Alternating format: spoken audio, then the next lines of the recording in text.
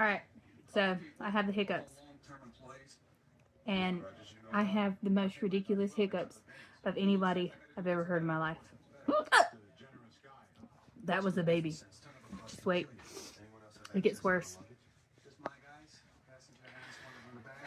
I'm going to tell you a story while I wait for my hiccups to come. So I went to the gas station today, and the man in front of me smelled so bad that the cashier had to spray whenever he left. And then I was like, gosh, that stinks so bad. And I check out and I leave and I get in my car and I'm like, oh, that smells so bad. And then I get going down the road and I'm like, man, I still smell it. And then I get home and I'm like, oh, I still smell it. And I thought it would smell a bit on my hands. Maybe he used the keypad and I did too.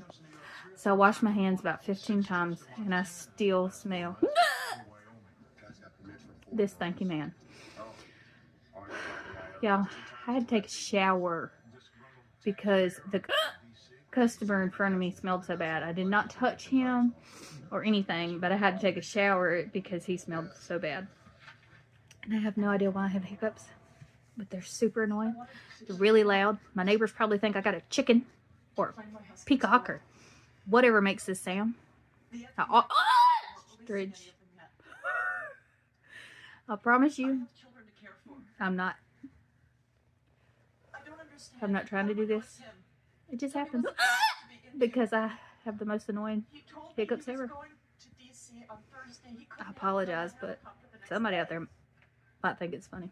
Mrs. Rollins, is this your husband? So anyway, I'm gonna spend the next little while trying to get rid of my hiccups. It hurts really bad. And there's probably something wrong with me.